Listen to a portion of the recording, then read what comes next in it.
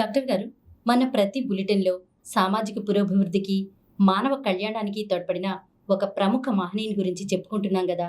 ఈసారి ఎవరి గురించి చెబుతున్నారు? ప్రమీల, ఒకటి మనం తెలుసుకోవాలి. జీవితంలో అన్ని రంగాలపై మతం కారు మబ్బులాగా కమ్ముకుని ఉన్నప్పుడు, అలాగే మతాధికారులు వారి మంది మాగదులు ఆడిన ఆట పాడిన పాటగా ఉన్నప్పుడు సమాజం ఒకలాగా ఉంటుంది. కానీ ఎప్పటికీ ఆడిన ఆట పాడిన పాటగా ఉండదు. దానికి ఎగ్జాంపుల్ క్రిస్టియానిటీలో వచ్చిన రెవల్యూషనిస్ట్ ప్రొటెస్టాంట్ మార్టిన్ లూథర్. ఏంటి ఆ పోపు ఆడిన నాటకాలు వాళ్ళు చేస్తున్నప్పుడు ఇంత క్రిస్టియానిటీలో మనం ఉంటాం క్యాథలిక్ గ్రూపు, ప్రొటెస్టాంట్ గ్రూప్ అని. ఆ ప్రొటెస్టాంట్ గ్రూపుకి మొట్టమొదటి ఆద్యుడు మార్టిన్ లూథర్. ఆయన నుంచి మనం తెలుసుకుంటాం. మార్టిన్ లూథర్ ప్రజలు భరించలేనంత దుర్మార్గం ప్రబలినప్పుడు కొందరు చైతన్యవంతులైన మతాధికారులు ఆ మతం నుంచే వస్తారు. వాళ్ళు ఆ మతాల్లోనే ఉంటారు. ఎలాగైతే హిందూ మతంలోనే సంస్కృతుల్లా వచ్చారో వాళ్ళు హిందూ మతస్థులే. కానీ నో, ఇది అన్యాయం, ఇది అర్థం లేనిది, ఇది దీనివల్ల ఎంతో నష్టం కలుగుతోంది అని హిందూ మతం, అలాగే క్రిస్టియానిటీలో కూడా మతాధికారులు కొంతమంది ఆ మతావలంబులు ఎవరైతే ఆ మతాన్ని అవలంబిస్తున్నారో వాళ్ళే ఈ రకమైన పరిస్థితి పనికిరాదని తిరుగుబాటు చేశారు. అలా చేసిన వాళ్ళు మార్టిన్ లూథర్. అంచేత మతాధికారులు ప్రజలు తిరగబడ్డారు. వాళ్ళ మీదే, క్రిస్టియన్ మత గురువుల మీదే తిరగబడ్డారు. మతాల్లో వచ్చిన తిరుగుబాట్లు కాలక్రమేణా మూఢనమ్మకాలను అంతమొందించడానికి, ప్రజల అజ్ఞానాన్ని నిస్సహాయతను తగ్గించడానికి తోడ్పడ్డాయి. వీళ్ళు చేసిన విప్లవం, అది విప్లవం చెప్పాలి.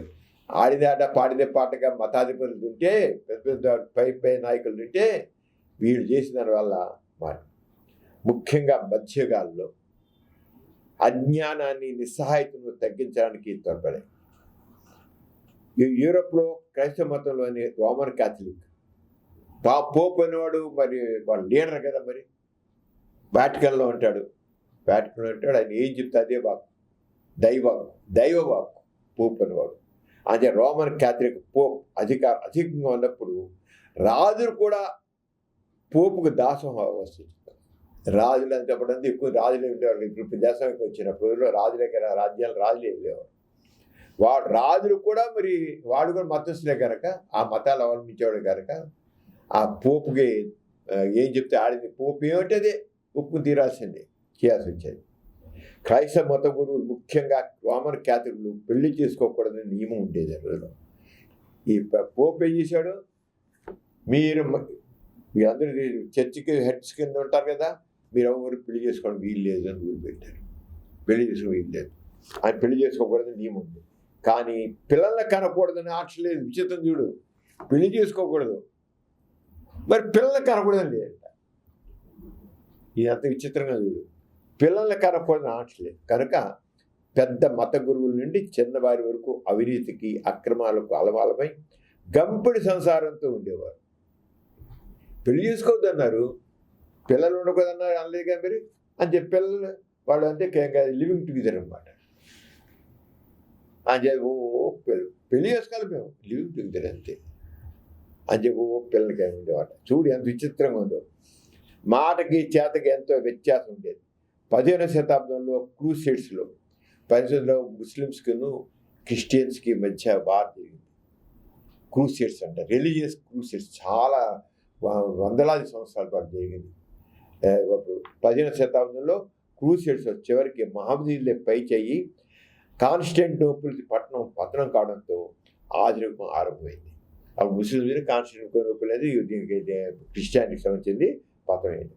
నీతికి నిజాయితీకి దైవభక్తికి ప్రతీకగా ఉండవలసిన మత గురువులు స్వార్థ చింతనకు, భోగలాలసత్వానికి, కుట్రలకు, కుతంత్రాలకు, ముఠా తగాదాలకు నిలయమయ్యారు వాళ్ళు. అంటే ఎలా చూడు, అంటే అడిగేవాళ్ళు లేకపోతే అన్యాయాలు పెరుగుతాయి అన్నదాన్ని జరిగింది. ఆడిదే పాడిదే పాట, అడిగేవాళ్ళు లేరు. ఎందుకని? దైవ ప్రతినిధులు వాళ్ళు. పోపు కానీ, ఆ పోపు మనుషులు కానీ దైవ ప్రతినిధులు. దేవుడిని ప్రార్థిస్తే అమ్మో పాపం దేవుని ప్రశ్నిస్తుంది, పాపం అది లెంపలేసుకోవాలి. దేవుని ప్రశ్నించడానికి వీలేదు. దేవుని ప్రతినిధులు వీళ్ళు. వీళ్ళ కూడా అడగడానికి వీలేదు. వీళ్ళు ఏం చేసినా మూసుకొని ఉండాల్సిందే. ఎందుకని? దేవుని ప్రతినిధులు వాళ్ళు. ఏం మాట్లాడడానికి వీలేదు. కానీ మతాన్ని సంస్కరించడానికి కొన్ని ప్రయత్నాలు జరిగిన అవినీతి, అక్రమాలు, క్రైస్తవ మతపక్షం వేళ్ళు తినడం ప్రారంభించాయి. ఇంక చివరికి ఏం చేయాలి? మత గురువులకు ఎంతోమంది భార్యలు, పిల్లలు తమ కుటుంబీకులకు ఆస్తిపాత సమకూర్చడానికి వారు పడే తాపత్రయం ఇంత అంత కాదు. ఆ రోజుల్లో మరి మత గురువులు చర్చిలు హెడ్స్ ఉంటారు కదా, వాళ్ళ పిల్లల కోసం అంత ఆస్తులు సంపాదించడు. ఇప్పుడు మన ప్రభుత్వాల్లో ఉన్నవాళ్ళు, మా ఎమ్మెల్యేలు, ఎంపీలు, వీళ్ళందరూ మినిస్టర్స్, వీళ్ళందరూ బాగా సంపాదించి దాచుకుంటున్నారు. ఇప్పుడు మన ప్రజాస్వామ్యంలో కూడా ఆ రంగాన్ని ఆ రోజుల్లో కూడా ఈ చర్చికి హెడ్స్ ఆ రంగాన్ని సంపాదించి వాళ్ళ పిల్లలకి, వాళ్ళు ఉంచుకున్న వాళ్ళకి అందరికీ కూడబెట్టేవారు. ఆ రంగం పోపు ఇటాలియన్ కావడంతో వివిధ దేశాల్లో అధిపతులకు ఇటాలియన్లే అయ్యేవారు. పోపు చేసేవాడు, ఆయన ఇటాలియన్, రోమ్లోని ఇటలీలోని రోమ్ కదా, అది ఆయనే ఇటలీ దేశస్తుల్ని అన్ని చోట్ల తన పిసిలుగా పెట్టేసుకున్నాడు. క్రైస్తవ మతానికి సమాజం పెట్టుకుని ఇటాలియన్ ఉండేవారు. వారి పత్రం అప్పుడే చిగురిస్తున్న జాతీయ భావానికి, స్వదేశ భావానికి ఇబ్బందిగా మారింది. ఇంకా కుదరదు. యూరప్లోని రాజుల నుండి, ధనవంతుల నుండి డబ్బు గుంజి పోప్ అనుయాయులు రోములో రమ్య హర్మ్యాలు నిర్మించుకున్నారు. మరి పోపు ఏం చేశాడు?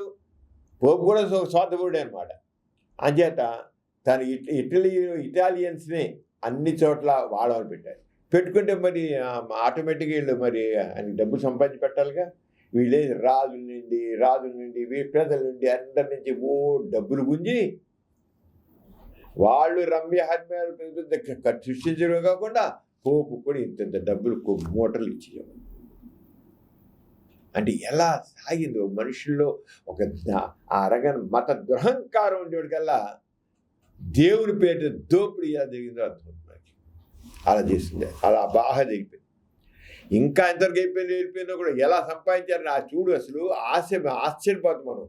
అంటే ఈ దుర్మార్గం, ఈ పోపు యొక్క దుర్మార్గం, ఈ మతం యొక్క దుర్మార్గం ఎలా ఉండేది తెలుసుకుంటుంది. ఆశకు అంతు ఉండదు కదా. ఇంకా డబ్బు రాబట్టడానికి పాప పరిహార పత్రాలు అంటే సేల్ ఆఫ్ ఇంటెలిజెన్స్ ప్రారంభించారు. నువ్వు పాపం చేసావు కనుక పరిహారంగా ఇంత డబ్బులు చెల్లించు. ఇప్పుడు దేవుడి గుళ్ళకి వెళ్ళిపోయి మరి కానుకలు సంపాదించుకుంటారు. మేము పాపం చేసాము, నువ్వు క్షమించు, మమ్మల్ని రక్షించు అని దేవుడికి లంచం ఇచ్చేస్తారు. దేవుడు పెద్ద లంచగొండి. లేదంటారా దేవుడికి ముందే ఇచ్చుకుంటారు. నేను ఈ బిజినెస్ పెట్టాను, లేదా ఇంకోటి చేశాను, నన్ను నువ్వు కాపాడాలి అని చెప్పి ముందు కూడా డబ్బులు ఇచ్చుకుంటారు.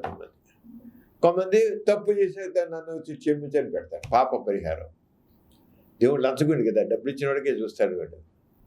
అలాంటి చిచ్చుతుడు డబ్బులు లంచగొండి ఇప్పుడు కూడా ఏం చేస్తాడంటే లంచం పుచ్చుకుంటే పనికిరాని పనులన్నీ చేస్తాడు, చేయకూడని పనులన్నీ చేస్తాడు. అలాగే దేవుడు కూడా చేయకూడని పనులు చేస్తాడు. న్యాయం ఉంటుంది, న్యాయం లేదు. అన్యాయాలు కూడా దేవుడు రక్షిస్తాడు అన్నమాట. అంచేత పాప పరిహార పత్రాలని చెప్పి అమ్మించి అదంతా ఆ పోప్ గారికి ఇచ్చారు. ఈనాడు మన రాజకీయ రంగంలో మోసగాళ్ళు ప్రవేశించినట్లే టెడ్జెల్ అనే వ్యక్తి జర్మనీ అంతా పాప పరిహార పత్రాలు అమ్మి మంచినీళ్ళప్రాయంగా డబ్బులు వసూలు చేసి పోపుకు ధారాళంగా డబ్బు పంపడం ప్రారంభించారు. ఇదంతా 15వ శతాబ్దం 16వ శతాబ్దంలో. చేసిన పాపం చెబితే పోతుంది అనేది నాడు మామూలుగా. ఇప్పుడు చర్చిలు ఎప్పుడు కూడా ఆ పాద దగ్గరికి వెళ్ళి నేను ఈ తప్పు పని చేశాను, నేను ఇలాంటి పని చేశాను, ఇలా చేశాను అని దేవుడు చెప్తే సర్లే అక్కడికి డబ్బులు ఎంత 100 పెట్టిపో, 200 పెట్టి చెప్తే పెట్టించిపోతే పోయింది. ఆ చెవులు చెప్తాడు అనమాట. ఇప్పటికీ జరుగుతుంది. ఆ రోజుల్లో కూడా పాప పరిహార పత్రాలు నువ్వు పాపం చేసి ఉంటావు కదా, అసలు మనిషే పుట్టిక పాపం పుట్టికయ్యే మరి క్రైస్తవ మతం ప్రకారంగా. అంచేత పాప పరిహార పత్రాలను అమ్మేసి ప్రతివాడు ప్రతివాడు పాపియే మరి. అందులో ఇంక దాని పాపం చేయడం ఇంకా ఇంకా లైసెన్స్ వచ్చేస్తుంది బాడ. నువ్వు పాపం చెయ్యి, తప్పుడు పనులు చేయి, దోచుకో, దేవుడు మాత్రం నువ్వు డబ్బులు ఇచ్చే నీ దేవుడు శ్రమించేస్తాడు. అది మతం. ఆ రోజుల్లో మరింత ఘోరంగా అలా పాప పరిహార పత్రాలను చేసేసి డబ్బులు ఇచ్చేసి అలాగా చేయబోయే పాపం ముందుగా పోపుకు డబ్బిస్తే పోతుందని టెడ్జలు ఏజెంట్లు తయారయ్యారు. ఈ విధంగా మతంలో భక్తికి ముక్తికి డబ్బు సాధనమైంది. అలాంటి వాతావరణంలో 1483 నవంబర్ 10న జర్మనీలో ఒక గనికార్మిక కుటుంబంలో జన్మించిన మార్టిన్ లూథర్ విట్టీస్బర్గ్ యూనివర్సిటీలో ప్రొఫెసర్ అయ్యాడు. ఈయన ఒక మామూలు ఒక కార్మికుడు కొడులో పుట్టాడు. ఎవరు? Martin Luther. కొంతకాలం పాటు లూథర్ భక్తి శ్రద్ధలతో పోపు దగ్గరికి రోమ్ వెళ్ళేవాడు. ఆయన కూడా క్రిస్టియనే, మార్టిన్ లూథర్ కూడా క్రిస్టియనే. అంతేమాట పోపు దగ్గరికి వెళ్ళి ఆయన కూడా సలాంలు కొడుతూ కూర్చునేవాడు. మతం కుళ్ళు కంపు ధనధామం కళ్ళారా చూశాడు మార్టిన్ లూథర్. మరి అతనిలో మానవత్వం కొద్దిగా ఉంది. ఏంట్రా ఈ పాప పరిహార పత్రాలు ఏంటి? చేయబోయే పాపానికి కూడా ముందే పాపం చేసే డబ్బులు కూడా కాదు, చేసిన పాపం చేస్తాను అంచేత నా చేసే పాపానికి కూడా నువ్వు ముందే డబ్బులు పుచ్చుకొని పని చేసి పెట్టడానికి ముందే మనం డబ్బులు ఇచ్చి పని చేయించుకుంటాను గవర్నమెంట్ ఆఫీసులో. ఇప్పుడు కూడా ఆరంగానే ముందే నీ పాపం చేస్తాను, చేసే పాపమే అంచేత నేను ముందే డబ్బులు చేసి చూశాను. కుళ్ళు కంపు కుడుతుంది మతం, కుళ్ళు కంపు కుడుతుంది ధనధామం కళ్ళారు చూశాడు. ఎవరు? Martin Luther. పతనమైన మత వ్యవస్థను కళ్ళారు చూసిన లూథర్ పాప పరిహార పత్రాలు జర్మన్ రాజులకు ధనవంతులకు అమ్మడాన్ని ప్రత్యక్షంగా చూశాడు. రాజులకి మతాధిపతులకి అందరికీ ధనవంతులకి అమ్మడం చూశాడు. వారు చేసిన దుర్మార్గాన్ని సహించలేకపోయాడు. ఏంట్రా, డబ్బులు ఇచ్చి నువ్వు పాపం చేసుకోపో, దేవుడు క్షమించేస్తాడు. నువ్వు డబ్బులు ఇచ్చాలు, నువ్వేమైనా పని చేసుకో, నువ్వేంత మోసం చేయి, దగాతే ఏమైనా హత్య చేయి, ఏం చేయి, దేవుడు క్షమించేస్తాడు నేను. మార్టిన్ లూథర్కి ఏమిటిది? డబ్బులు ఇచ్చి పోపుకు డబ్బులు సమర్పించుకోవడం, దేవుడు సమర్పించుకోవడం, చేయాల్సిన అంతా దగా పనులు చేయడం, చెత్త పనులు చేయడం. What is this? అతను మనసు ఇదైపోయింది. గూటెన్బర్గ్ చర్చి గోడపై 95 ప్రశ్నలతో దేవుడు పాపం చేసిన తర్వాత క్షమిస్తాడు కానీ చెయ్యబోయే పాపానికి రక్షణ కల్పించమని డబ్బు ఇవ్వడం అనేది ఈ అడ్వాన్స్ బుకింగ్ ఏమిటి? ఎవడరా?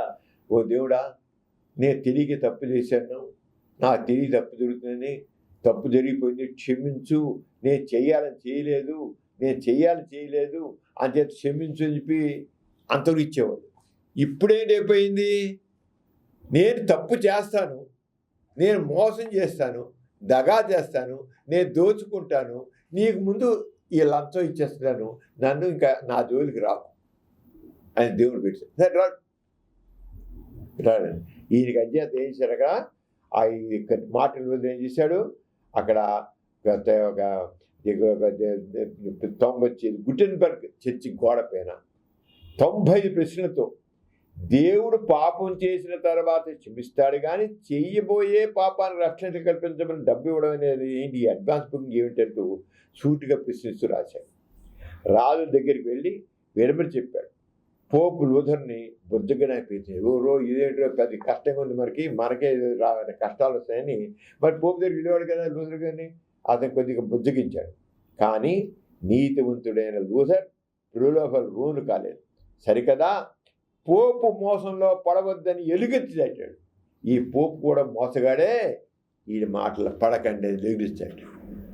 అంటే చూడు, ఈ మతం విషయంలో అది క్రిస్టియానిటీ కావచ్చు, హిందూయిజం కావచ్చు, ముస్లిం కావచ్చు, ఏదైనా కావచ్చు, ప్రతి చోట ప్రశ్నించేవాడు లేకపోతే ఆ మత గురువు చేసే దురహంకారం, దుర్మార్గం ఇంత కాదు. అంచేత అప్పుడే ప్రభుత్వం జర్మన్ జాతీయ భావం లూథర్కు మరింత బలం చేకూర్చింది. లూథర్ ఆర్థికంగా దెబ్బకొట్టడంతో పోపు అతన్ని మతం నుండి బహిష్కరించాడు.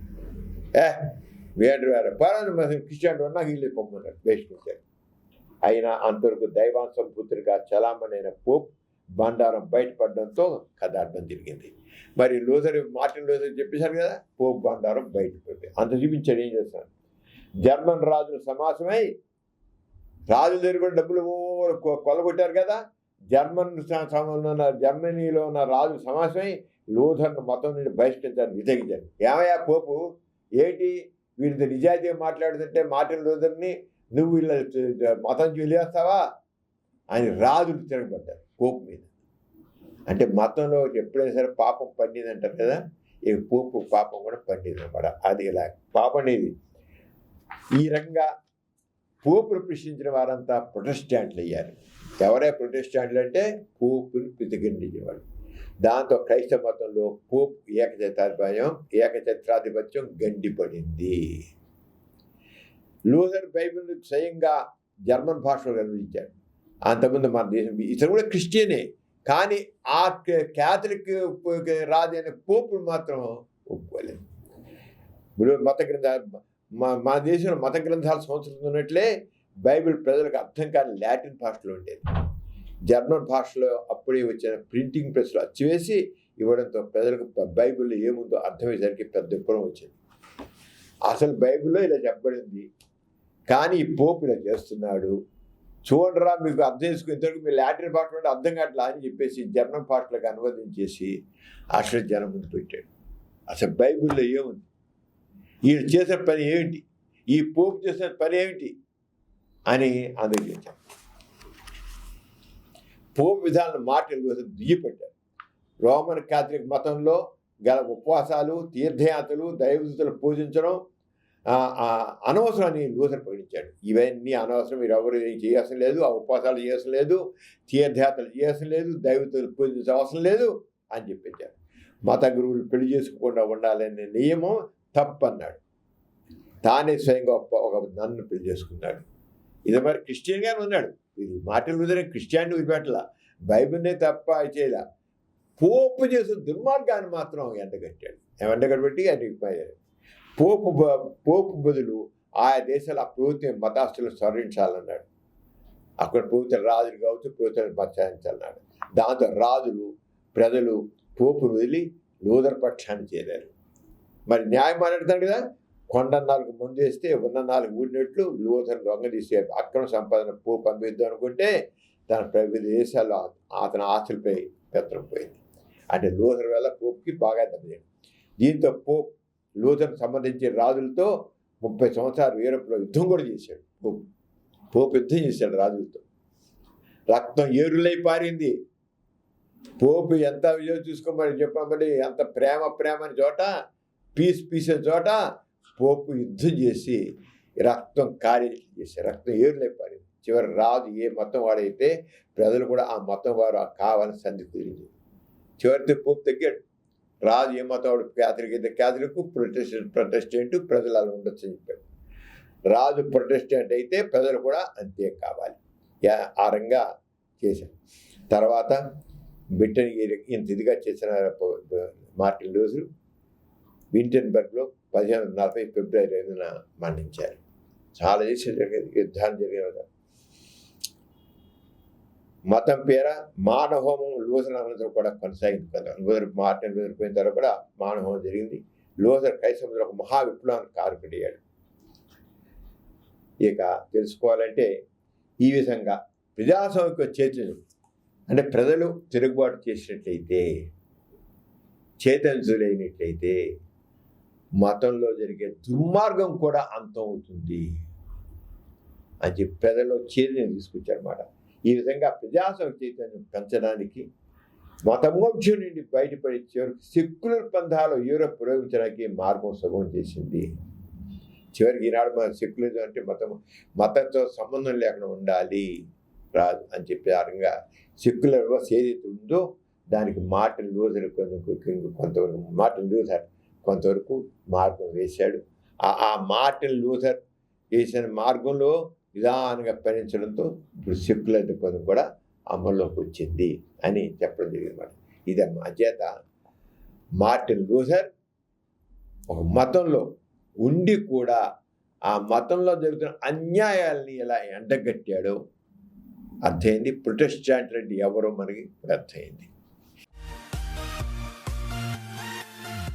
ఈ కార్యక్రమం మీకు ఎంతో నచ్చింది కదా. ఇటువంటి మరిన్ని వీడియోల కోసం అనతి కాలంలోనే 21 కోట్ల వ్యూస్ సాధించిన సమరం ఛానల్ సమర్పించు పాజిటివ్ ఎథియిజం తెలుగు ఛానల్కు సబ్స్క్రైబ్ చేయండి, లైక్ చేయండి, మీ ఫ్రెండ్స్కి షేర్ చేయండి. అలాగే ప్రక్కనున్న గంట సింబల్ని ప్రెస్ చేయడం మర్చిపోకండి.